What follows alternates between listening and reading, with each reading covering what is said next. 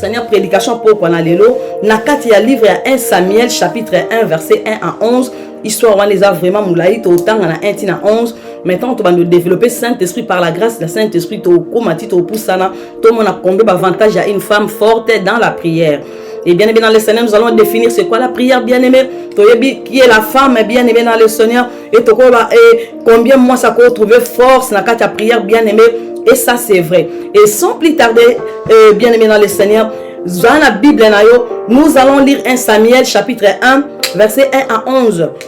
Histoire mot bien aimé, histoire mot connu. Au sotanga yango basi va prêcher yango. Et toujours l'ingato bien aimé exemple, il y a une femme dans la Bible. Moi si Oazaka makas na mabondeli, moi si atrouvaka refuge na dans la parole de Dieu, atrouvaka refuge na bien aimé na kata présence na Nzambe. Moi si Oazala ki makas na mabondeli, quand tu na be préva yeba ki na ko traverser na vie, alemba kité, akisa ki maboko côté, a comprendre ki une chose. Et toujours temps à bientôt, tant comme on a mesure bien aimé à développer message à pourquoi on a l'élo, tu vas comprendre ma cambébélé. Et voilà pourquoi on a le basso, toujours temps ensemble, juste pour vérifier les écritures. Toujours temps ensemble. Tant autant ensemble, dans ces moments-là, on va comprendre beaucoup de choses. La femme est forte dans la prière. Il y a beaucoup de femmes fortes au va connecter en ce soir. Partout dans les réseaux Bozali, dans Instagram, dans TikTok, dans YouTube, dans Facebook, il y a beaucoup de femmes fortes. Alors la Bible, ils ont sabiso et c'est un s'accrocher dans Zambé et na uti ko kamata thème oyo. Et zalaki message moko na comment qui en ça fait 2 mois passé. Na bandaki vraiment kokota na kata message oyo na kata ya passage oyo pour na ibana koza quelques astuces bien aimées oyo ko sala ngai na yo la femme forte to yeba susu koza basi o nzamba zo pona biso to zala donc basi alléluia alléluia dans le bi basi alléluia c'est-à-dire bo marquer génération na bino bozo tala fitir na ko banga te bozo tala o nzamba bongisi pona bino sans crainte pourquoi parce que boza ba femme forte. Nous allons lire 1 Samuel chapitre 1. Prends ta Bible bien aimée dans les Seigneurs. 1 Samuel, pardon, chapitre 1, verset 1, Tosukana 11, la carte de développement, tu rejoins quelques astuces, bien quelques mots ou quelques textes.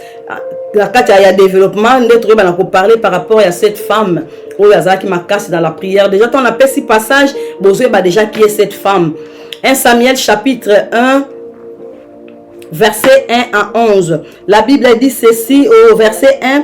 Il y avait un homme de Ramathaïm, Sophim de la montagne d'Ephraïm, nommé Elkana, fils de Joram, fils d'Élu, fils de Tobou, fils de Tchoup et Ephratien. Alléluia.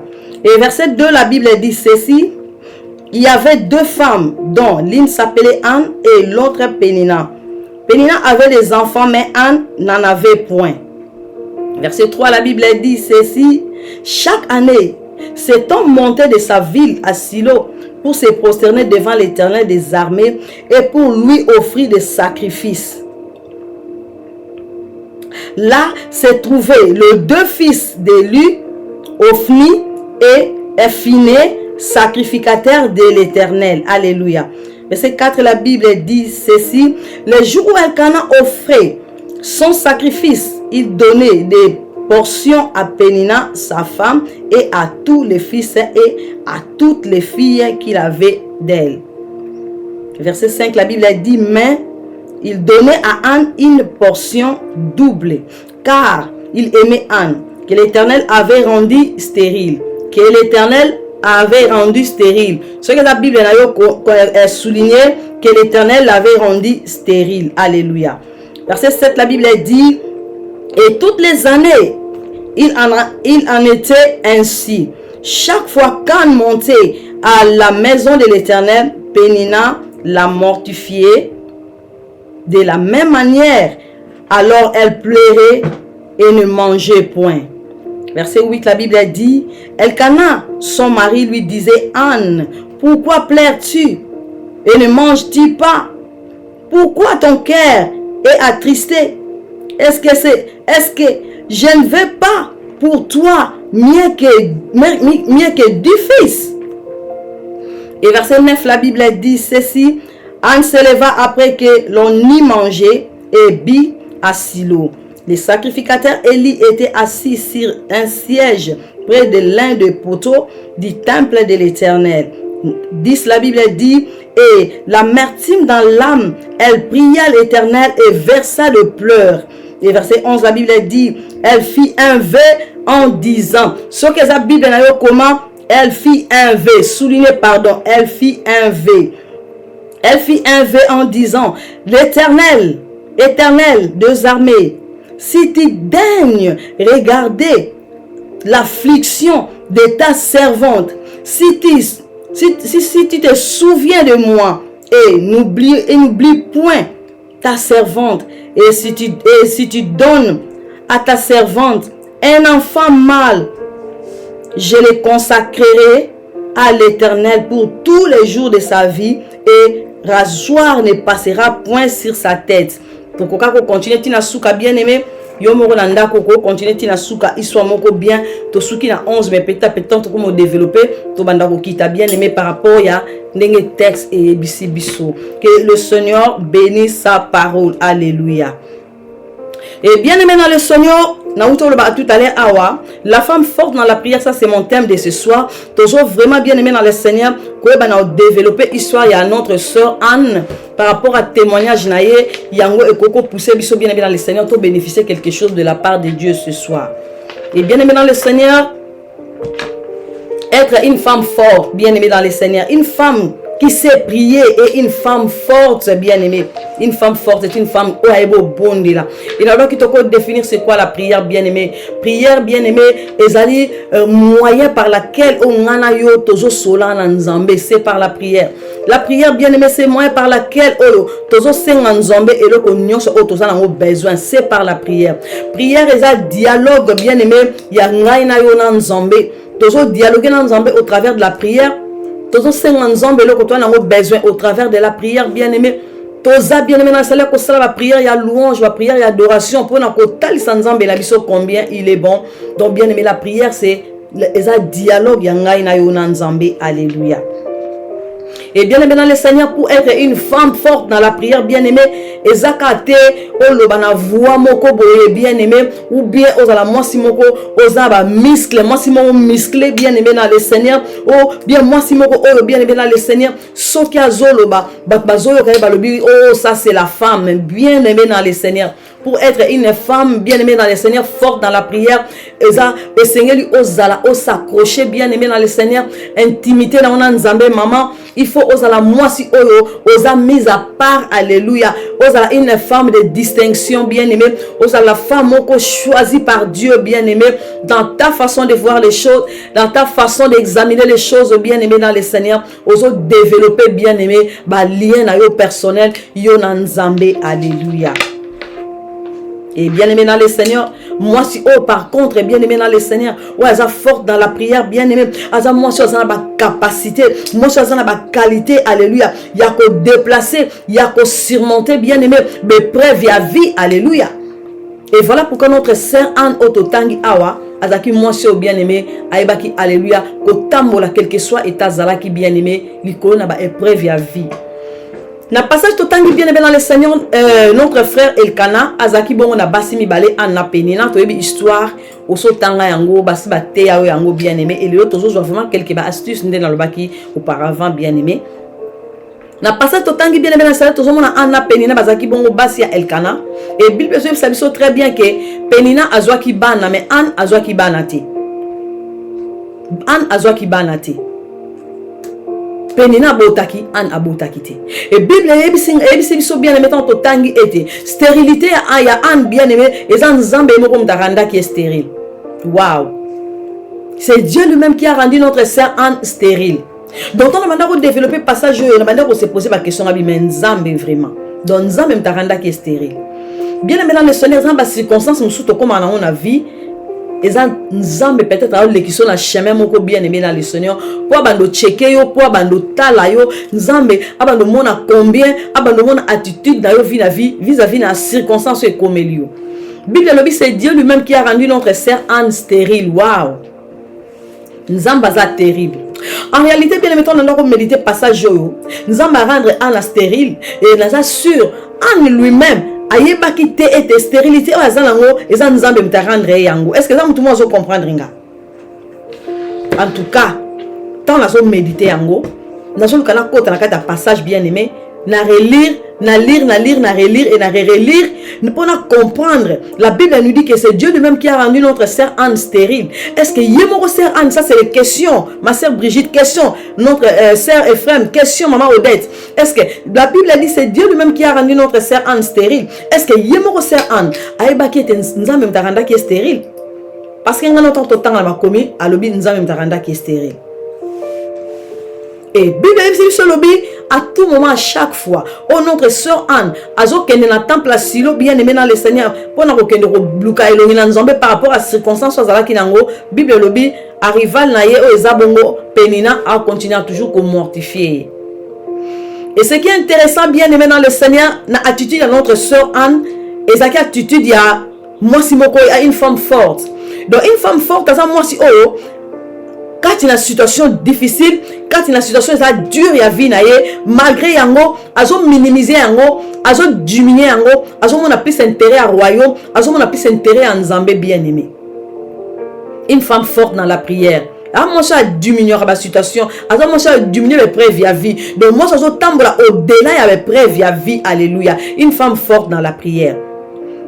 Et la Bible a dit à tout moment notre sœur azo qui n'attend pas Silo toujours Penina zo mortifié. Pourquoi? Parce que azuba nate, parce que abota kate. Et Bible ba bien aimé, bien que Penina va mortifié Anne abana qui toujours ko kende ko continuer ko kende na temple à Silo pour na ko kende bonde là. Attitude à une femme forte dans la prière. Attitude à une femme forte dans la prière. Et tant l'enfant qui bien aimé dans le côté na kata message, na côté na kata méditation, un passage au bien aimé, ne pouvant donner ko comprendre ngabi men nzambaza terrible, nzamba bien aimé nzambaza souka. À rendre notre sœur Anne stérile. Et Anne a limité, a baissé les bras, à telle façon qu'elle est toujours dans Silo. Il y a un bien aimé. Tout raisonner ensemble. Est-ce que sœur Anne, maintenant vous comprendre, il y a un cas qui a été nzambe a rendre un stérile, les seigneurs qui est toujours dans sa colonie parce que l'oko y a un bandit aussi lisayango. Tant sous sœur Anne a ébakité. Et azo continue qu'on a temple à Silo. Et tant qu'on a temple à Silo tellement bandana ko mortifié a bonde la tam sous malobezo bimate azo continue toujours collé là. Et bien aimé, quelle attitude au notre sœur Anne azalaki nango. Et là où tu connais tout à l'heure bien aimé dans le Seigneur quand il avait preuve musu ya vie na yo bien aimé tam sous nzambe mutu ale qui sont avait preuve wana pour a checker yo hein. Nzamba zo lection avait preuve wana pas checker yo. Au quoi bango mais maman nzambe fa lection na kata avait preuve pas checker nga a checker nga combien d'années bien aimé dans le Seigneur. Tant autant que passage à 1 Samuel tous on a combien Anne a lemba quitté. So que ça qui na mokili oya lelo bien aimé mutako tala lobi mais na sina lembi nanga na osenga na obonde la nzamba zo yo kangate na mono ndire na tiki nanga. Mais Anne a persévéré qui dans la prière. Sœur Anne a persévéré qui dans la prière. Pas seulement qu'on persévérer dans la prière et Azaki n'a confiance en Nzambe. Pas seulement qu'on a confiance en Nzambe et notre sœur Anne Azaki n'a katia kondima. Tant qu'on a temple à Silo, Azaki n'a avec foi. Quand on a bilo misat, notre sœur Anne Azaki n'a confiance en Nzambe. Notre sœur Anne Azaki n'a persévérance. Et notre sœur Anne Azaki n'a kondima. Toutes les trois choses là. Une femme forte, bien aimée dans la prière. Azan moissio, Azan a persévérance. Azan moissio, autant la katia kondima. Azan moissio, bien aimé dans les années, autant la confiance en Nzambe. Tant qu'on marché bien aimé, on qu'on a confiance en Nzambe. Malgré l'eau qu'on monate, alléluia. Bien aimé, il a dit qu'on a trois choses. Tant notre sœur Anne Azan mortifié. Tant sœur Anne Azan rejeté. Tant notre sœur Anne Aza touché, Aza blessé par rapport à ces circonstances là qui n'ont aucun temple à Silo. Tant qu'on a temple à Silo, qu'on a trois choses. Aucun na espoir, aucun na foi et aucun bien aimé na confiance en Nzambe bien aimé. Ayebete Silo azo kene mikolo nyonso résultat nango ezala lobi. En réalité ngalo balobi Nzambe ngana otikote na ko simbo Nzambe tina suka kino na mona oyo bombi pona nga kino na zo solution na ba problème nanga bien aimé tamsu yo so lemba o lelo leli tellement so lembi o lelo lembi o se poser la question aux réponses o lembi alléluia. Est-ce que vous imaginez bien aimé to solana ensemble? Est-ce que vous imaginez que mobali moko deux femmes et tous les deux femmes wana moko azobota te bozo mona kombe azobota te azo take advantage ya ko insulter moninga po azana bana te et jusqu'aux ans bana te et tant yango wumeli et tant ozo ke na temple asilo ozo ke toujours na confiance et na bité ndabi ke nzambo nga azo kende lobi a changer circonstance à vie nanga ya on a auto ba bien aimé so to raisonner to réfléchir un peu par rapport à passage est-ce que Anne ayeba ki te nzambe ta rendre stérile ou bien nzambe te na habité mais Bible le dit que c'est Dieu lui-même qui l'a rendu stérile. Bien aimé dans le Seigneur. Et deuxième élément, bien aimé dans le passage, notre bien aimé en tant que na temple à silo, azo que na temple à silo, c'est-à-dire azo que na ko bondela, a sali acte ya kondima et a utilisé la parole de Dieu eux de prier sans cesse. Azo que na attitude à prière, à le mater, à bondela jusqu'à ce que nzamba pesa qui est Samuel. Et là mutumo zo comprendre nga. À prier qui sans cesse, à pratiquer qui passage biblique lobby de prier sans cesse, à bondeli sans fin, à bondeli na ko lembate, à bondeli na kata ferveur, à lobby nzambo on ensemble la lelo, nebi que un jour à ko sala likambo moko pour na faveur nanga et nzamba randa qui notre sœur Anne a pesa qui est Samuel. Bien aimé dans le Seigneur. Ozo bondela pour la situation moko olembi. Ozo bondela olembi. Pourquoi? Parce que au perdre foi, dans le but trois choses. Persévérance, la foi, la persévérance et la confiance. La foi, la persévérance et la confiance. Shalom, bonsoir ma soeur, Mamie Kiakou. Que le Seigneur te bénisse ma soeur, merci. Trois choses bien aimées. Et la carte à trois choses, on a notre bien aimé tant que na confiance, azo que na foi, azo que na persévérance, azo persévérer ne l'occasion monate, a tché kondima na l'occasion monate. Et toi, Bible surtout comment Bible pour ce qui concerne la foi. La foi, c'est une ferme assurance et cette démonstration de celle qu'on ne voit pas. En réalité, notre sœur Anne, elle a espéré à tché qu'on dit manae na kache l'occasion monate, c'est-à-dire à mon locoté mais à zondima. Bien qu'azo que na temple asilo, bien que mon bonge zoyo kanate en train de pleurer bien aimé, confiance naie et likia naie persévérance nezalaki. Un jour c'est Dieu là qui m'a rendu stérile et on a le dit awa ayeba ki kenza même ta rendre stérile. Azo que le bien aimé et nazo soit parti mon tout autant à calamité et bien aimé dans le Seigneur notre sœur Anne a ça qui veut voilà le verset 11 dans autant qui passage notre sœur Anne a ça qui veut bien aimé à ça qui veut bien aimé dans le Seigneur après avoir coquillé na silo à ça qui veut comme qu'on a dit bosso tant que na temple silo parce que Bible dit ah son mari Elkana abandara chaque année comment na temple silo alors que tika ba sacrifice ba au monde bien aimé dans le Seigneur. C'est-à-dire, Anaïbi Nzambe Bandakala, la femme forte dans la prière. Ayobaki Nzambe Bandakala, bien aimé. Et dans le sali acte, on est à foi bien aimé. À l'imiter, quelle que soit position, quel que soit son état bien aimé. Et bien aimé, il a l'élo. Na botami na Kinshasa, na koli na Kinshasa. Nazo mon à l'époque là, tous en ban, tous au kola. Besoin on a serre moko bozane le pan moko azana problème à kobota. Et il y a aussi des femmes oh, ba sukola bango ba mai. Pour kakazwa mwana akota bandako moko songolo pour kakazwa mwana ba sokolie ba tongolie biloko ba pese ba biloko obaka pour kaka oh matrice comme pete azwa mwana eza ba tebe ba luka bana na voie normale te ba luka bana bazwa bana na voie normale te pona ya lobi nzamba pambolinga mais en réalité bénédiction wana et qu'on suivre chagrin un jour. Pourquoi? Parce que mwana wana bien aimé aux yeux na voie normale aux espérer nini pona mwana wana. Et la Bible dit, notre sœur Anne, elle est maquillée bien aimée, nous allons à temple à silo, et ça m'a tant méditer passage, je ne peux comprendre, comme si Anne a bondeli, a sali stock à ma prière, hein, a sali stock à prière. Bien aimé, il y a des fois, il faut ça la stratégie dans la prière. Il faut ça la stratégie, bien aimé. Il faut ça la stratégie. Nous allons rendre stérile. Tant on a que le temple à silo nzamba vanda zo talae ya on a le baki mwana nzamba solo yo tambola na kata crainte na nzambe tant ozo kapasi na nzambe kokata tete nzamba abandonné ozo souffrir na nzambe nzamba vanda zo mono nde ozo souffrir azo tala sko attitude na yo na moment ya souffrance oyo zana aotala combien ko agir aotala ba acte na yo aotala ba pensée na yo aotala ma loba na yo azotala marche na yo aotala ba décision na yo oyo zo zo na ba moment difficile ya vie na yo.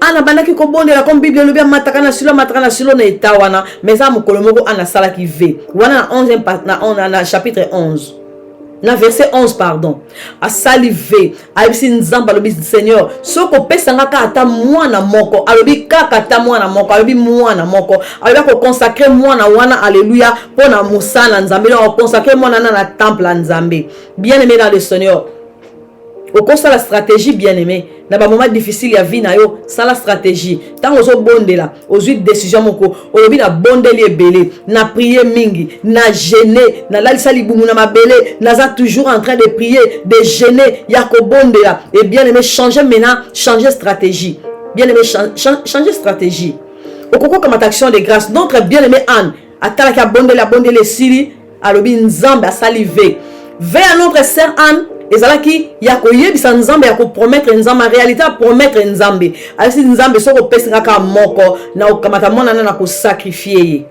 pour ta gloire et notre Dieu oza likolo ayebaki tant notre sœur Anna sali vewana nzambe ayebaki ete veo Anna sali akusala exactement akokokisa venae nzambe ayebaki donc nzambe a rendre Anne stérile azokende simana Anne bien aimé dans le Seigneur jusqu'à tel point Anne salivé yo sala na nouvelle depuis situation ne wumela otikala ko sala ve ata mokolo moko te peut-être ba sala nzambe pe ba bondela pona yo est-ce que so c'est là ba prière o ba sala nzambe ba bondela pona yo pona situation na yo une femme forte dans la prière azamo sa stratégie pendant que zo bondela ça bon une stratégie notre sœur Anne amata na temple à Silo akena na temple à Silo abonde la nzambe pour na kana et pour netana ye mais la stratégie notre sœur atala lobi non et Seigneur na toucher motema nzambe na salave na promettre nzambe bien aimé en réalité sur total verset 10 notre sœur Anne a eu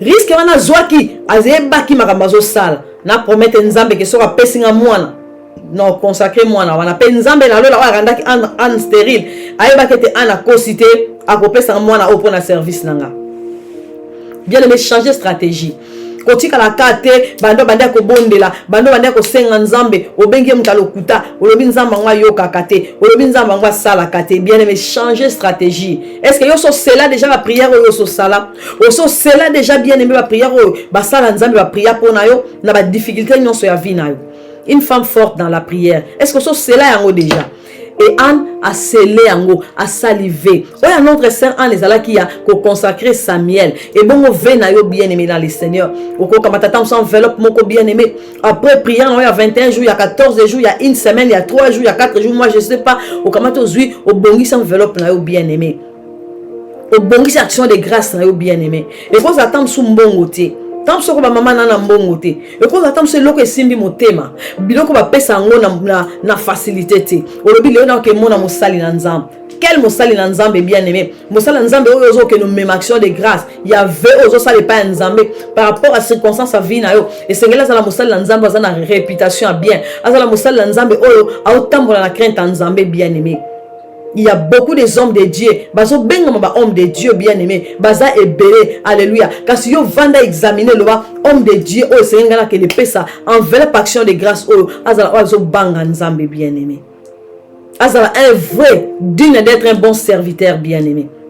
Au bon de nzambe yo moko au bon action de grâce na yo aucun ne pas na nzambe aucun mettre nzambe à l'épreuve aucun mettre nzambe à l'épreuve soko moni mo yo pesa ba sala nzambe te tam so la confiance ba sala nzambe te ata veuve ata orphelin nzambe la so nzambe ba veuve azan nzambe ba orphelin soko pesi veuve ou prêter pas na nzambe soko pesi orphelin ou prêter pas na nzambe nzambe ko futa au centuple même pas veuve moko aucun na action de grâce wana olobi na so ke ne pesa veuve o azala veuve azo banga nzambe veuve il y a des veuves et veuves. Dans la Bible, notre Dieu il est le mari des veuves, c'est-à-dire mari des veuves, bah veuve va marcher conforme à la parole de Dieu. Bah veuve va marcher loin de péché. Bah veuve va consacrer vie na ba on nzambe. Bah on a nzamba za mari des veuves au Bible lobby. Donc veuve va tambo dans la crainte na nzambe. Yewana veuve oyo ke ko pesa action de grâce na yo. Olobi nzambe ne ko simba motema na yo. Na action de grâce on a zo pesa veuve oyo yonde oza mobali ya ba veuve. Na ko prêter paille na yo. Pona circonstance nanga, pona situation à vie nanga, nzamba lola na ko meka yo, na ko pesa yo ve oyo, na ko sceller la prière on la sali pendant n'habite combien de temps au sali yango. Et otiki action de grâce na yo zonga. Nzamba vanda zo tala yo. tant que situation est oumeli parce que nzambe moka randa ki yo yango. Est-ce que ce bon de l'hypothèse, est-ce que nzambe mta randa ki nga yango? Yango na lobi Anne a répété. Est-ce que notre sœur Anne ayeba ki te nzambe mta randa ki est stérile? Tant que ayeba ki te, même surtout tant dans la Bible. Tant que pas ayeba ki, tant que pas ayeba ki te. Mais alemba ki nzambe te. Alors dans lemba nzambe te ti nzamba ko sala kat na bomo inanga. Et bien le surtout continue qui passage bomona notre sœur Anne a botaki Samuel. Et tant a boti Samuel bien aimé dans le Seigneur, mokolo a promettait qu'il nous a offrir Samuel. Et bien aimé dans le Seigneur, nous avons rendu Anne stérile, nous avons tambourina Anne, dans le moment il y a tout. Et le jour où Anne a yébisi Elkana, a bien sala qui veut devant mon Dieu, et te sera pessin à moi, n'a consacré moi na wana. Et Elkana bien aimé, mon thème est qui disponible pour ne pas accepter au Anne Lubaki. Parce que Anne a sala qui veut. Même le cœur de son mari bien aimé, ils sont qui disponible pour pas que le consacrer moi na quatre la temple na Nzambe. Bien aimé dans le Seigneur, nous avons baki et te veo anazo sala akoko kisayango. Bien aimé dans le Seigneur, ozo mumela pourquoi? Pour nous nous matisa makambebele na motema. Pour nous nous mumela ko se poser ba question. Pour nous nous ba que na prier sans cesse, na sina gêner non stop, na sina sali, na sali. Oliko qu'est-ce qu'a croisé des athées OK. C'est bon bien. Nous avons boité. Ni netikali bien aimé dans le Seigneur. Quand on a kata profondeur.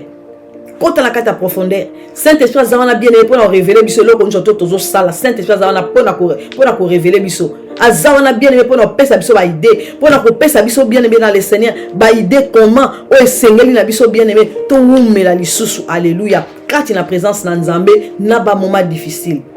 Bien aimé, ba difficulté à vie et ça la battu belé, ba dérailler, ba longa la voix Nzambe. Ba difficulté à vie et ça la batte bela wanga na kutu ke nzamba salaka. Donc là où nous nzamba salaka auparavant à cause de la situation moko difficile et continue na kata bomo ya mutu bosani ke ezana mokolo moko nzamba salela ka ebolam. Yangana yo mwana na Nzambe, une femme forte dans la prière. Oza moi sa pamba te. Une femme forte dans la prière. Aza moi si oh alléluia a développer par bien sens mususu kati na ye dans la prière. Ezana loko moko te yo ko sala en dehors ya prière. Nous se ko sala e ko sala dans la prière. Alléluia.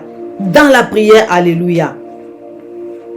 Et bien aimé dans le Seigneur, na uta ko bali bonde leza pesika otozo senga Nzambe nyonso ya vie na biso. Alléluia. Nous sommes tous ensemble dans la prière. Et notre sœur Anna qui est dans le temple à Silo, qui est ensemble dans la prière. Alors, c'est ensemble la katali bondeli. Malgré mon thème tonda qui shalom maman et mesenga, que le Seigneur vous bénisse la servante de l'Éternel. Mais mon thème est là qui colle là. Mais notre sœur Anne, akenda qui toujours na attitude, ya mutu autant au bloc la liboso na Nzambe, abi papa na ne côté. Papa na liboso na yo, pona zangi, na yebiete. Yo za les rémunérateurs de oba zo lukayo, yo za Nzambe opesaka. Donc Anne akenda une attitude moko positive devant Nzambe, même si abandé ko mone le côté.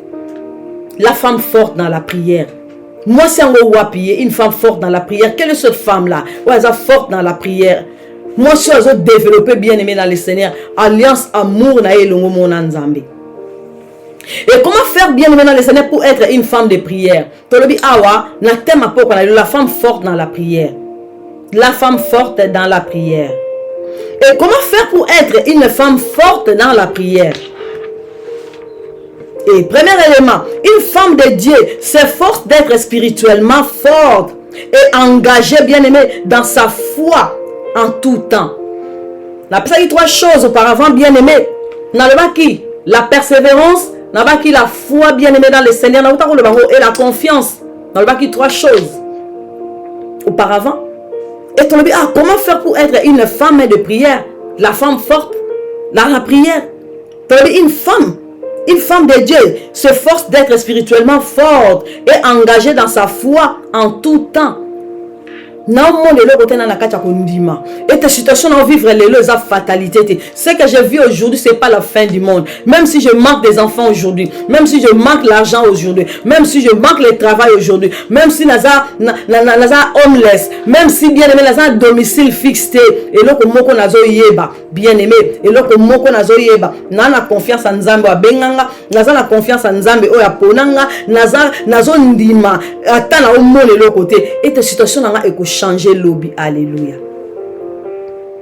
Ozo utiliser force. Force on va utiliser le monde nzambe pour yomoko okokate. Pour un moment difficile au lemba, au tiki, au abandonné. Au lobby, je suis fatigué. Nasina lembi. J'ai beaucoup prié. J'ai beaucoup gêné. J'ai beaucoup. Donc au kanisi, donc au sali liste ya biloko yo sali. Au lobby, je suis fatigué.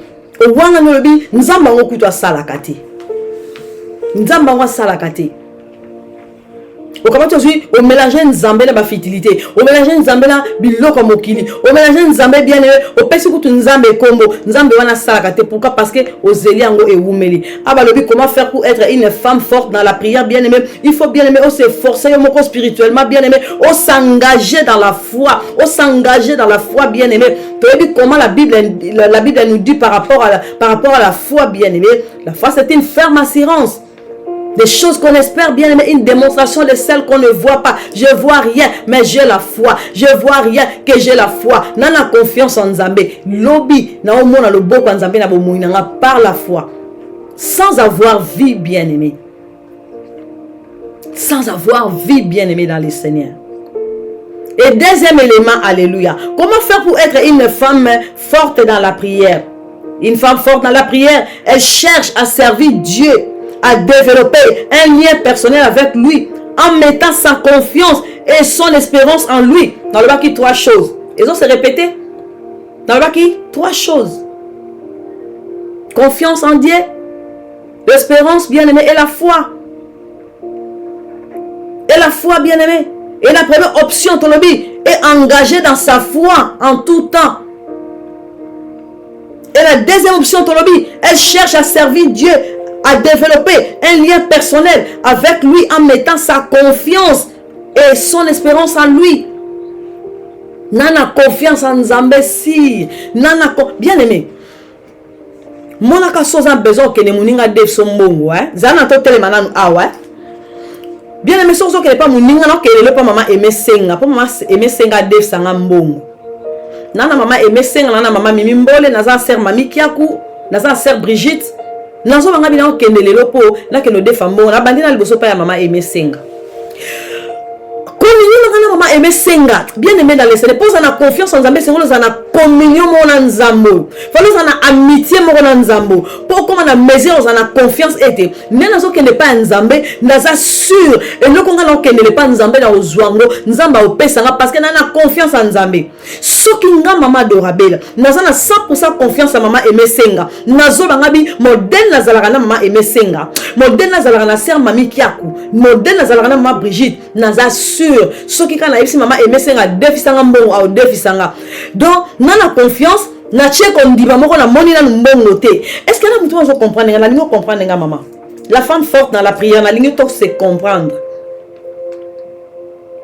Mama aime senga o pena ko kenda pesingate mais azana ngo apesingate. Mama mami ki ko na ko kenda azana ngo peka me apesingate. Mama Brigitte azana ngo peta musuma apesingate. La servante Odette azana ngo pe me apesingate. Mama mimi mbole tant so azana ngo pe mais a opesangate. Mais tant on a zo approcher mama mimi mbole to mama aime senga nana kacha ondima modèle azala na mama aime senga non lelo na ozwa mbongo na oke senga na oke defa panae. Nazana confiance na mutu. Oya kopimela na inga mais na confiance que so na ke a opesanga mais na ke pe apesingati.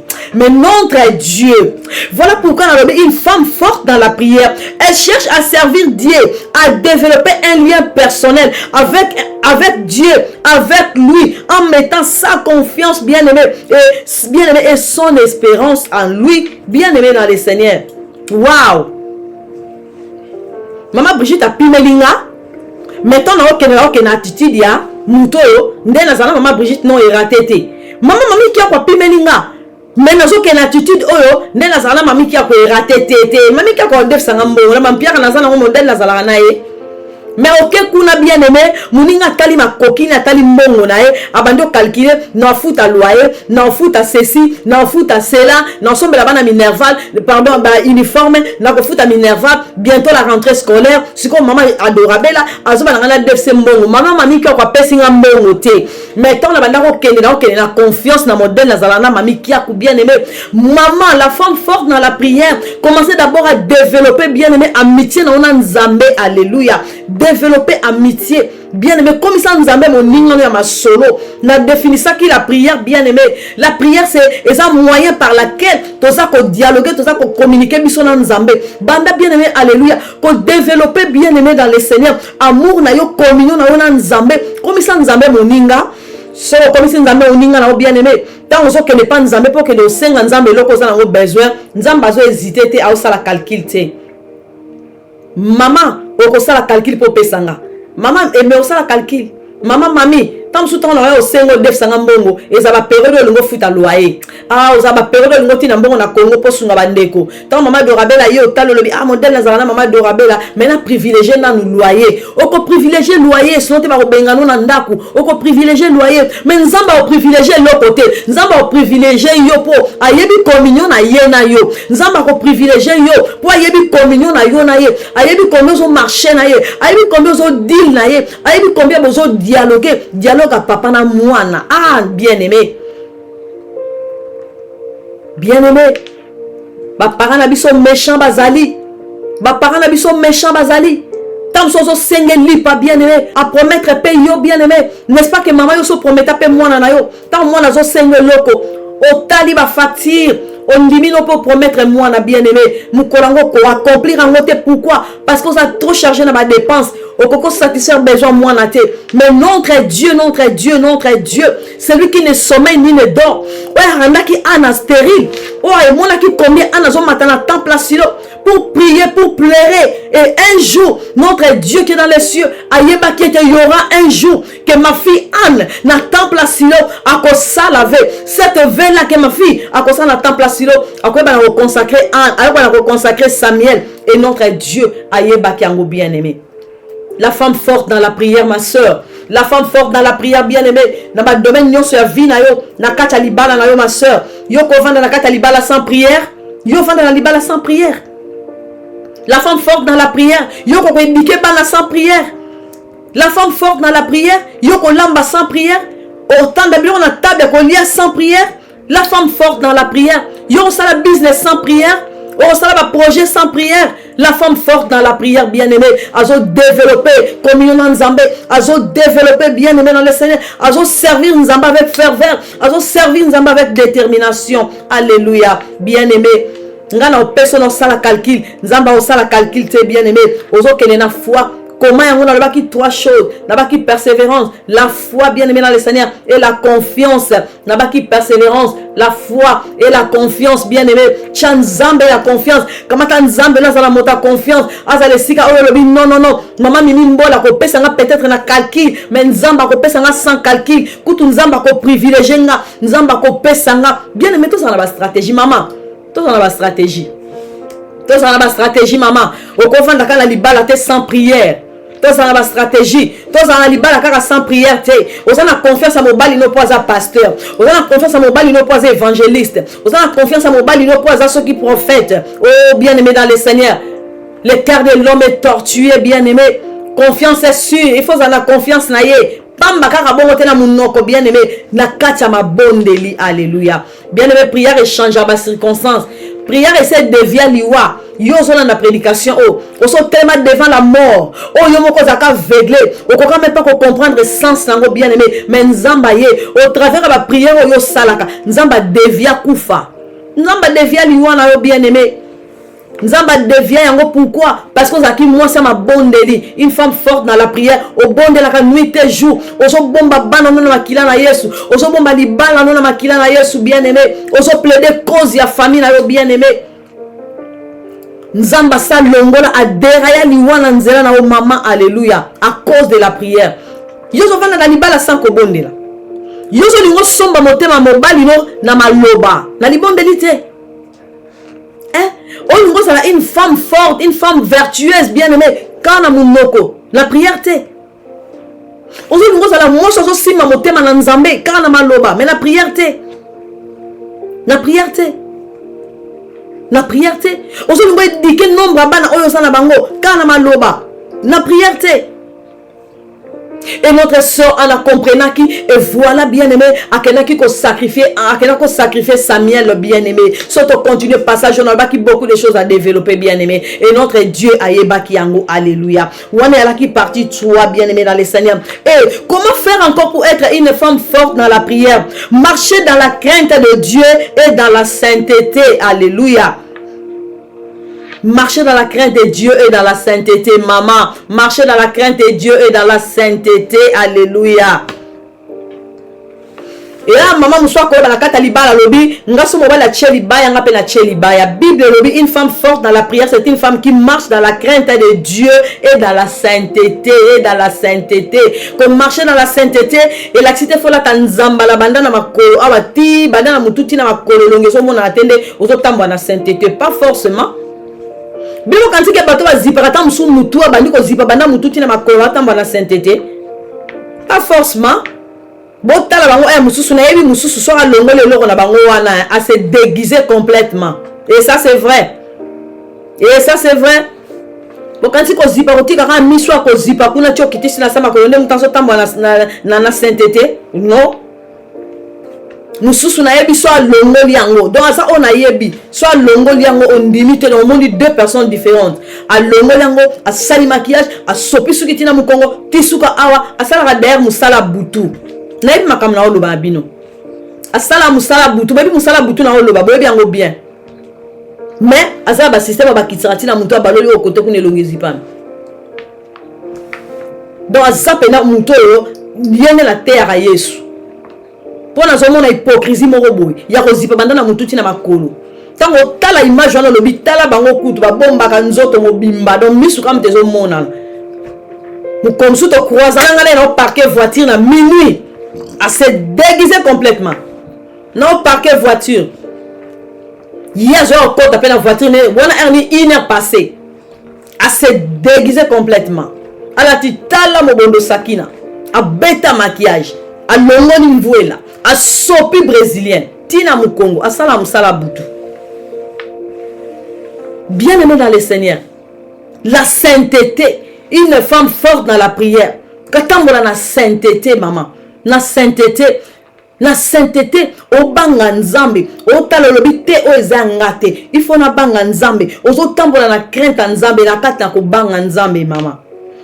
Am tant que na temple silo ko lela azao ke lela te pas akem pidik ata eloko moke matin na mutu na été que non avant de s'examiner est-ce que la vie na ngamo na tambola malam tant que na tambola malam te ngala nzamba rendre nga stérile te ana bana que la temple silo te pas que senga nzambe pardonne-moi masumba koko ya batata mo sia ba no côté ana que la temple silo pas que bon de la nzamba bo mo azaki na persévérance azaki na foi azaki na confiance en nzambe quel que soit ben sout ya penina quel que soit pour mortifier quel que soit rejet quel que soit disqualification ana okende na temple silo pour que nous implorer ma nzambe la vie na ye azaki n'était pas que senga pardon pour nzambe ceci non abana que pas que bon de la nzamba bo mo. Et Nzamba pesa qui est Samuel. Marcher dans la crainte de Dieu et dans la sainteté. Bien aimé dans le Seigneur, à l'époque, on a vu ça, Yambi Yesu Sika, tout le monde a crainte en Zambé. Crainte en Zambé, bien aimé. Tout le monde a combien bien aimé dans le Seigneur? Bâtir une sanctification. Tu servis, tu bandis que ça en Zambé, bien aimé, dans l'enseignement de sanctification. Comment tu bang en Zambé? Comment est moi dans Nzambe à autant de crainte dans Nzambe? Comment autant de vie à sainteté bien aimé? Tout ça quand tu mokili oh bien aimé dans le Seigneur, tout ça tu soit place en Nzambe et bien aimé dans le Seigneur. So comme si Nzambe moninga na yo maman, so comme si Nzambe moninga na yo bien aimé. Babylone mususu automatique bien aimé. Bon ça que tu n'as pas forcé, tu mo ka so tali ngo lobi o eza ngati. Autant de crainte en Nzambe. O tali bilo ko eza ngati. N'est-ce pas que à l'époque là tant oyambi Yesu sika bo lingwa Yesu e matona motema obandi yo moko sans que mutatinda yo moko obandi ko zapper ba mini jeep yo moko obandi ko zapper ba kolan yo moko obandi ko zapper ba doni we ba doni ba to banda ko lata mokongo polele donc obandi ko zapper ba doni obandi ko zapper yo moko sans que mutatinda. Pourquoi? Parce que obandi ko ta la vie oyo zo mener le dans le Seigneur et ko kana jamais moko na biloko banda ko lata auparavant. muta tindi ote yomoko. La crainte de Dieu. Et ko boy so biloko o bada ko la ke eloko ngana ko boy ngote na vie jusqu'à la mort. Mais ko banga nzambe. Bien-aimé crainte na ona nzambe. Bien-aimé sanctification et boy so biloko wana et ça na automatique ko banga te. Soki ti lelo zo benga mwana nzambe oza toujours na kata ba biloko wana c'est que okomi na mwana nzamba solo te. Mutu akomi mwana nzamba solo bien-aimé akomi né de nouveau tambo na crainte nzambe biloko ne ça automatique. Yango moko automatique o talo lobi e o ezasu yangate o ke na shop o monyo pesa nango kitoko modèle ba sali yango talo lobi o ezasu yangate. Donc comment ça comment sepelisa nzambe, la crainte de l'Éternel, la crainte de Dieu, la sanctification, sans autant dans la sanctification au bandoté ya bana no sanctification. La femme forte dans la prière, écoutez, sans autant dans la sanctification au roté ya bana no sanctification. La sabana no c'est quoi la sanctification? Au bandoté sabana no pourquoi tu peux marcher dans la sanctification et bana no ba okola bongo. Et voilà pourquoi la Bible dit on donne que c'est qu'on a. Ce repère si bana na yo tei ba sanctification ba autant la sanctification. Ce repère bana no comment craindre Dieu ba obanga nzambe. Alléluia. La femme forte dans la prière, alléluia. La femme forte dans la prière, bien aimé dans le Seigneur. Est-ce que tu as un Proverbe chapitre 31 verset 25, alléluia. Pour toi qui s'est bien aimé dans le Seigneur, dans Proverbe chapitre 31 verset 25, la femme forte dans la prière, bien aimé dans le Seigneur. Il y a une femme forte et bien aimée dans le Seigneur. On a connecté à comment nous partager la prédication de ce soir, bien aimé. La femme forte dans la prière.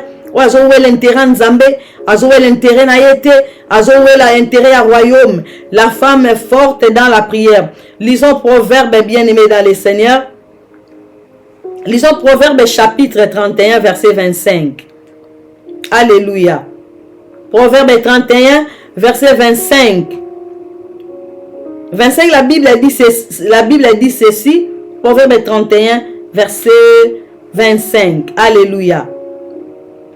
Elle est revêtue de force. La femme forte dans la prière. La femme forte dans la prière. Verset 25, la Bible dit, elle est revêtue de force et de gloire. Waouh. Et elle se fit de l'avenir. Alléluia. Bien-aimé dans le Seigneur. Zato qui t'en a 26. Elle ouvre la bouche avec sagesse. Voilà ton qui t'en a 26. Elle ouvre la bouche avec sagesse et des instructions aimables sont sur sa langue. La femme forte dans la prière. La femme forte dans la prière. Elle est revêtue de force et de gloire. La femme forte dans la prière. Elle est revêtue de force et de gloire. Maman Yosa connecté. La femme forte dans la prière, bien-aimée. Elle est revêtue de force et de gloire. Maman. Ce qui est comme si yes moninga no ya masolo, yes moninga no ya tous les temps, yes camarade ya nuit et jour. Oso bon de la bien-aimée dans le Seigneur. C'est la recommandation en Zambé. Oh bien-aimée dans le Seigneur, une femme forte dans la prière, bien-aimée. Au latin kemo, nzamba lati si moi si moke lamban kemo. Oche mise à part, sacerdoce royal, la femme qui craint Dieu, la femme qui marche selon la volonté de Dieu, la femme qui parle comme Rebecca, la femme qui parle comme Marie, la femme qui parle comme bien aimé, beaucoup de femmes dans la Bible, alléluia. Moi, ça j'aurais l'intérêt au royaume. Alors, cette femme-là, je lever Nzambé, même si tout ne semble pas marcher, qu'importe ma difficulté à vie. Alors,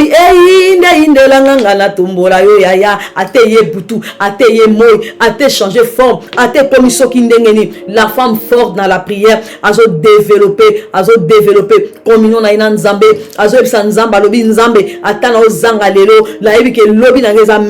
la femme est forte dans la prière. Alléluia. L'éducation banana yo maman. Oh la libana na yo maman. Ta façon de parler. Mon bal la lobby ça c'est la femme forte. Ozo bonde là. Et ça la basi hein. Oh la kata nzela ma bonde li na yo mobali akoma ko bonde là.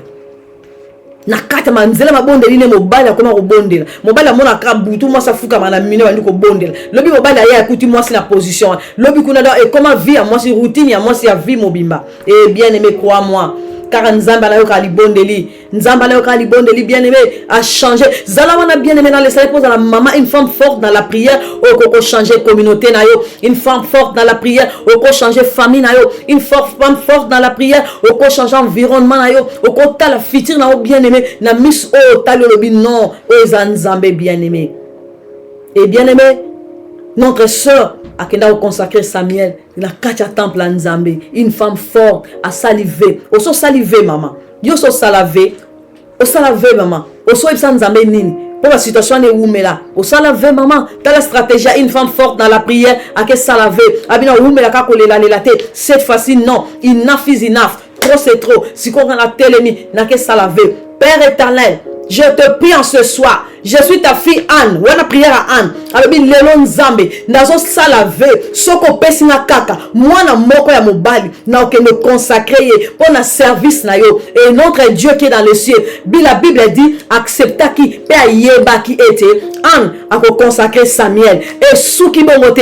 Ayeba qui ko si mana motema ya Elkana. Pour Elkana a accepté bien aimé. Et na loba qui na développé Penina te. Na nga plus na développé Anne. Par rapport à mon thème de ce soir. Intitulé La femme forte dans la prière. Et son habit avec un peu qu'on fout la parenthèse par rapport à notre bien-aimé Penina. Là au monde a combien banani surtout Penina bota attends moi quoi tanga na Bible té. Est-ce que là moi si moi je comprendre ringa. Banani surtout Penina bota na folie parenthèse avec aujourd'hui on parler que de Anne. Attends moi quoi tanga na Bible té. Car Penina au moko ba ko mortifier Anne. Car Penina au moko ana sala ba cholie, ana sala ba tukie, ana zong sabwa zongisi. Muninga okene na silo ko lela ya finga kai. Mais bien aimé, tanga 1 Samuel. Bandana intisi sa passage na suka. Oyoka kombo bana Penina te. Oyoka pe histoire na bango te. Histoire yoka na Bible. Ezaka ka Samuel, bien aimé. Et sa mère, comme azala ki moi c'est une femme de prière, ayeba ki bien aimé, kobongiselaka son fils Samuel, robe lamba ya sika. Chaque année la Bible dit, chaque année, Samuel azaki na temple à Silo. Bakena consacré Samuel hein. Bakena na Samuel na temple à Silo. Et Anne chaque année, abandaki ko sala, abandaki ko bongisela son fils Samuel et lamba oyo abandaki ko zanango na kati ya temple à Silo chaque année. Pourquoi abandaki ko bongisela Anne, abandaki ko sala robe, ya bien robe moko saint. Toi na Samuel chaque année na kati ya temple à Silo, ezaki croissance ya Samuel. Au fur et à mesure Samuel abandaki bien aimé dans le Seigneur, kokola spirituellement, azako grandir spirituellement et maman pe azako sala robe chaque année. Continuez passage, développez passage. Une femme forte dans la prière, alléluia. Bien aimé dans le Seigneur, une femme forte dans la prière, moi ça a sourire à venir, moi ça a sourire à venir, moi ça a embrasser à venir avec détermination. Attends le bibi loke matitalo, nazo mona venir na nzambe, et ça venir moko a nazo kena nzambe mosika, une femme qui sourit de l'avenir. La femme forte dans la prière. Et bien aimé autant un passage à souka pour clôturer, na Psaume chapitre 46 verset 5. Psaume 46, verset 5, la Bible dit ceci. Dieu est au milieu d'elle. Ça, c'est la femme forte dans la prière. Dieu est au milieu d'elle. Ce que la Bible a souligné. Dieu est au milieu d'elle. Elle ne sera pas ébranlée. Dieu l'a secouru, bien-aimé, de l'aube, bien-aimé. Dans la Bible, ce que la Bible a souligné. Psaume chapitre 46, verset 5. Dieu est au milieu d'elle. Au milieu de qui? Au milieu de la femme forte. La femme forte dans la prière. Dieu est au milieu d'elle. Elle ne sera pas ébranlée. Soulignez sur sa Bible. Dieu la secourra de l'aube. Banda ko secourir. Banda ko protéger. Banda ko bénir. Banda ko pambola. Banda ko lever. Banda ko consoler. Banda bien aimé dans le Seigneur. Une femme forte dans la prière. A quoi changer circonstance en dakonaï. A quoi changer comportement mobile naï. Une femme forte dans la prière. A quoi changer éducation banana yo. Moi na moi zo karaté. Pourquoi fallait ayo karaté? Pourquoi ni moi na fa yo karaté? Vous avez besoin de 3 fois 4 fois. Si moi na zo yo karaté, kende ko ça genuer. obombaka 9 mois na libumu tanga zaka na libumu na yo ozaka kolobela ye olobi yo Odette olobi yo Judith olobi yo Jonathan yo Caleb yo kangai na lobi boye okozala mutu munene okosalela nzambe olobela mwana notanga na kata libumu et bon soko mwana nataka komo kola pourquoi yo kate soka zo kate ko nyoko matin kende pa mokeli na yo o apesa mwana wana buka mabonongo kende obondela Maman Yvette Moussa, c'est que le Seigneur vous bénisse. Ma sœur Yolande Étoile, que Dieu te bénisse, ma sœur, je vais t'appeler. Bien-aimé dans le Seigneur. Que nous bon de l'anzam. Prière nous qu'on change comportement méchant à mobile no yokanga. Li bon de na yo qu'on change comportement méchant à mobile na yo. Li bon de na yo qu'on change comportement méchant à bana na yo. Li bon de na yo qu'on change comportement méchant ya pays na yo. Li bon de na qu'on change comportement méchant à manager à mosala na yo. Li bon de na qu'on change comportement méchant ya muto sa pembe na zo luka aya ko détruire vie na yo. Prière na yo, une femme forte dans la prière. Une femme forte dans la prière. Asolana nzambe plus que le kana téléphone. Asolana nzambe plus que le kana téléphone. Asolana nzambe plus que le ka makamba mokili ya fitilité.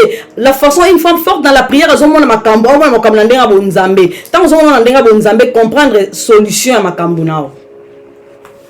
Soto zo umela kaka a changer comportement te. Na yebitelo oni na lingi. Likambo de pe umela zo silate o beta on li solo. Ozep sanzambe lorote banda obonde la nzam banda obonde la attitude à notre bien-aimé Anto Kabwana dans 3 minutes attitude à notre bien-aimé Anne ezaki attitude ya ko zongi c'est la péninate la biloko penina banda ko insulter nzambe mtanganda non mais to comprendre bien est-ce que vous comprendre le kolanga Saint-Esprit a aidé à comprendre le passage à 1 Samuel non Saint-Esprit ko tchawa cœur mais ça to réfléchir un peu ensemble. Mona mwasi abatazo le kana ye oba yebiye mona peni azo tout kasko an e abotakate e komba sakade apese ba komoni sota mokili mwasi wana ayoka ngona matoi na ye moteme pela elela ata la simati akei na temple à Silo asa genye na temple à Silo azanga makasa obondela ata banda ko zanga makasa obondela et donc impressionnant ngesa ngese ngona passage Alemba quitter abano que nous continuer mission na temple à Silo mission notre sœur en na temple à Silo zaki ko implorer bolamu na nzambe nzambe yokanga nzambe talanga musali na yo et je bénis Dieu balobi oh talanga musali na yo continue verset talanga musali na yo en réalité ce que tu sabilo que bele talanga musali no ana na miso mawa talanga musali no ana na sila tukami talanga musali no ana na zangi mwana talanga musali no ana insulte leki talanga musali no ana musali no an on ya vanda na naku ala melata elkana fufu aliaka ana lobi non na kepa mokeli nanga yo pona ni mwana yo kate une femme forte dans la prière ozo kende pas mokeli akela été yo pourquoi mon bali ozo changer comportement te yo ozo kende pas mokeli te yo pourquoi bien aimé que ozo marcher te na vie na yo ozo nga pas mokeli na ote Yo nzamba kelaka pour souffrir na vie, une femme forte dans la prière. Nzamba kelaka pour situation où me laisse la tête. Nzamba kelaka yo bien aimé dans le Seigneur pour yo on va se poser ma question. Nzambe naki ka kotika batu na mokilio. Bien aimé dans le Seigneur. Que le Seigneur vous bénisse maman Ange Mianda, la servante de l'Éternel.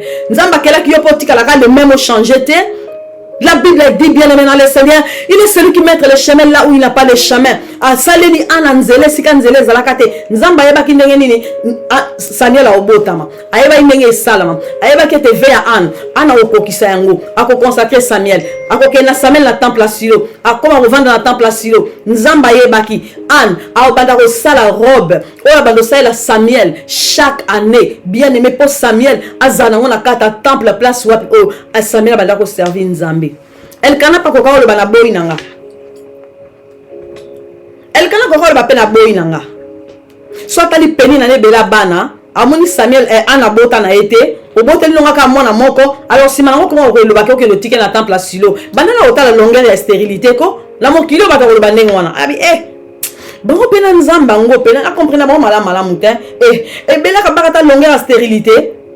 Oh li bon matoni. Abotine mwana ne moko pe ya mobali moko na ebi kutte so ba misu ba ya sima menzamba pese ka moko wana liboma akamati azu yake consacrer sur na temple à Silo ba chrétien ba lekisa bien aimé dans le but avoir 3 choses confiance dans le but 3 choses la foi dans le but 3 choses persévérance bien aimé elle kana ko boya Bien quand Elkana ndima ki ana pas autant la bana penina que ana kenene na moko na yewana na temple à Silo na ça déjà na ebele oyo penina saboti et moi je m'en fous de toutes les façons akendo sala makamina ça qui vient na nzambe. La Bible dit ceci, même son mari Elkana accepta qu'en réalité Elkana a signé a lobi oui maman tozo na moi na temple à Silo ba mema ki Samuel na temple à Silo et continuez la lecture, continuez la lecture banda ko lukasko bana penina baza wapi, banda ko luka bana ya penina baza wapi, banda ko luka bana penina na Bible na ko yebisanga est-ce que ça maman mo ko koma wana ke ngatanga na passage boye bana penina ba koma ka ba boye yebisanga comme na zala sûr tam sunga tanga la Bible bien te bana penina ba yoka na lisusuté donc histoire a penina banda ko beta maka tanga banda ko mortifier tanga banda ko tuka tanga banda ko disqualifier tanga zo lelisa muninga ministère na ka ministère a lelisa ministère na ka ministère a tuka bien aimé au ministère ya une femme forte dans la prière bota la deux différents ministères. Ministère à penina ya ko tuka ya ko mortifier ya ko disqualifier ya ko insulter muninga pa bota kate wala ya ki ministère à penina mais ministère à ane ya la ki ndakena ndako nzambe na otika te na ke me prier sans cesse atama lo bezo yo kanate mo keli na ngai lela okota likambu na nga tanga bondeli sali système à prier sans cesse a si prière système sans cesse à la keisiko abi oh mon roi mon éternel talanga servante na miswa mawa ata moko kaka o na consacrer pour la royaume éternel o na ko sala bongo nana ko sala bongo bien aimé ba bengo mutali boma bien aimé nana ko sala bongo ba ko bengo mutali boma mais une femme forte dans la prière bien aimé aza moi so a ça changer nyonso alléluia moi ça comme si nzambe mo ninga na ye alléluia bien aimé passage prédication pourquoi na lelo et so pesa ngala suko assurance moko bien aimé tozui assurance bien aimé ya ko telema ko marcher dans la foi même si rien ne semble pas marcher même si tu ne vois rien bien aimé marcher dans la foi o ezabongo ferme assurance a tozo monate marcher dans la foi tu as confiance na nzambe loba nzambe na monde le côté Père je vois rien et lequel inga Père éternel et le qui même âge nanga non mon est l'autre côté nsambe salanga boulam bien aimé continuez surtout tangi ma combien nzambe tout le monde esika ana lemba kité a continuer qui avance maman bondela na ko lembate prière aux bondela lelo résultat na ngweza lobby prière aux bondela lelo résultat za lobby jeune à 14 jours il y a 21 jours bien aimé na lobby résultat na positif Eza lobby, bien aimé Eza lobby. En azwa qui Samuel quand le même jour à bonde la quitté. À ça qui va chaîne de prière la temple à Silo. Et comment qui tient niveau prophète Eli a yebisié. Abi yo langue tonin. O langue tonin. Abi na languete Jova na languete alléluia babe na yeko sopa motema na ngai na yeroshwa na languete bien aimé façon ko bonde ba ko bengo mtali boma sa langue abonde la o lembate o chaka ba makelele o makelele o chaka boyini pona nika pozo zelelo panzambe vanda nao. Nous sommes à la fin de notre prédication. Je prie que Nzambe a kamisa moi simoko. Nazo bonde la bien-aimée. Dans le but comme la souka prédication. Li bonde lino ya nkuku. Li bonde lino ya chambre haute. Li bonde lino ya lieu secret. Oh sala yona Nzambe. Tika Nzambe wana tele. Nzambe oya répondaka Anne. Tant Anne koti na temple à Silo. Azo kene na espérance. Azo kene na espoir. Azo kene na la foi. Azo kene na confiance en Nzambe. Asa ki confiance c'est pas Nzambe tonga zo monde le côté tika Nzambe wana alléluia a changé histoire à vie na yo tika Nzambe zo yoko na nkuku tango zalaka yomoko dans le lieu secret en train de prier ton Dieu tika Nzambe wana a changé circonstance à vie na yo ozala une femme vertueuse ozala une femme célèbre ozala une femme qui craint Dieu une femme qui ne marche pas selon les conseils de méchants une femme qui fait plaisir à la loi de l'Éternel une femme qui médite la parole de Dieu nuit et jour une femme de distinction distinction, une femme qui parle comme Marie, une femme qui parle comme Rebecca. Vous savez, quand Marie, la mère de Jésus, nakata libana na Cana, alléluia, abandako yebisa Jésus était ma sangesili, la façon dont Marie, la mère de Jésus, azaki ko yebisa Jésus, abandako lobango avec confiance, et que je sais mon fils, je sais que c'est que l'ange m'avait dit le jour où a raconté la naissance de Jésus. Je sais en qui j'écris, je connais mon fils très bien. En cause ça, quelque chose, la femme de distinction, la femme de l'éternel, on nous a mise à part, la femme qui parle avec, alléluia, avec la discrétion, la femme qui parle pas comme toutes les femmes du monde. Oh, moi, je suis en train de la génération, moi, je suis en train de la 21e siècle. Moi, je suis en train de marcher selon la voie de l'éternel. Je suis marcher dans la crainte de Dieu. Je suis marcher, alléluia, la carte, il y a sainteté. Moi, je suis en train de la carte 21e siècle. Oh, que le Seigneur te bénisse, maman. Sois une femme de prière. Que le Seigneur te bénisse, maman. Sois une femme de prière. Quand la Bible dit la prière fervente du juste a une grande efficacité. Tant que je bonne de la bien-aimée, prière n'a pas d'efficacité. Qu'au bang de l'autre côté. La femme qui prie, c'est la femme qui n'est à bang de l'autre côté. Bien-aimé, je prie pour toi. Je prie pour une femme ce soir. Yo somoni rumeli en train de pleurer. Situation changée.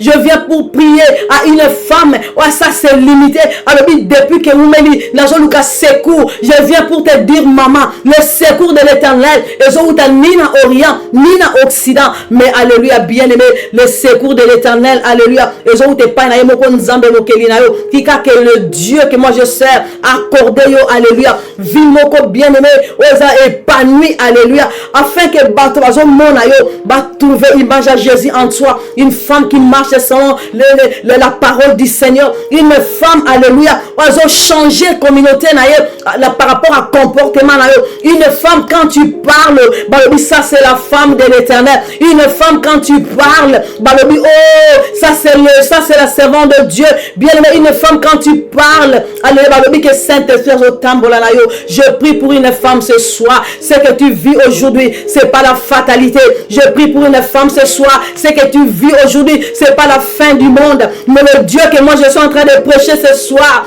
ouvre la porte pour toi, alléluia. Oh, une femme, alléluia, oh, qui marche, alléluia, na voix yanzambe shekata rabasekete yanda rabashakata. Oh, ce qui est impossible aux hommes est possible à notre Dieu. Ce qui est impossible aux hommes est possible à notre Dieu. Je prie pour une femme ce soir, laisse que la possibilité de Dieu la chemin pour toi, afin que tant vous traverser le vallée de Baka, oh mais la carte de la persévérance, afin que tant vous traverser le valley de Baka, autant de la carte de confiance, afin que tant vous traverser le valley de Baka, autant de la chaîne d'Arababa, avec la foi, car la Bible dit Shekata, la foi c'est une ferme assurance de choses qu'on espère, une démonstration de celles qu'on ne voit pas. Tu ne vois rien, mais en train de louer Dieu. Tu ne vois rien en train de lever Dieu.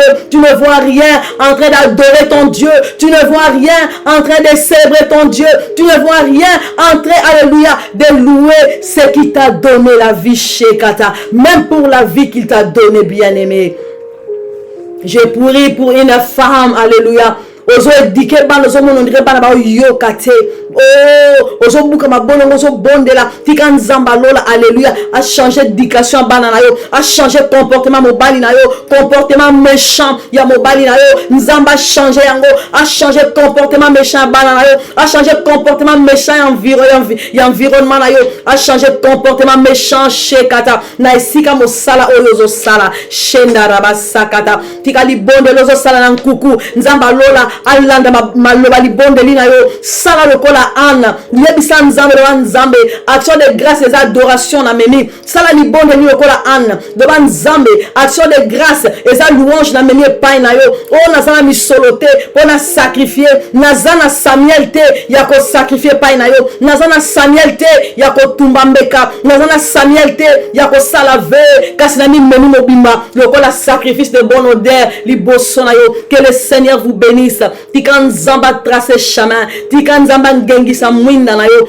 ozala femme pas comme les autres, ozala moisson zo sepelisa motema na nzambe, dans ta façon de parler, dans ta façon de voir les choses, dans ta façon de concevoir les choses, tika nzamba lola apambola ndako na yo, apambola libala na yo, apambola ba projet na yo, apambola bien-aimé, oso talisi nzambe, tika nzambe akota kati na ba projet na yo, apeso esengo, amemango liboso, o témoigner fidélité na nzambe, shenda da basakata, tika chambre o, yo komisa ke sika ya kolela, o kamati chambre, o le komisa ngo chambre haute, place wa poko kele ko implorer bola mu na nzambe, o komisi chambre sika ya kolela, tika chambre yo komisa ki lié ya kolela, e comme lié secret, place au que de contempler gloire en Zambé, place au que nous mettons en Zambé à requête ta vie na yo, afin que c'est Dieu là qui agit dans les secrets, à côté na kata libota na yo, na kata ndako na finance na yo, à pambo la finance na yo, au kende de l'avant, au nom puissant de Jésus.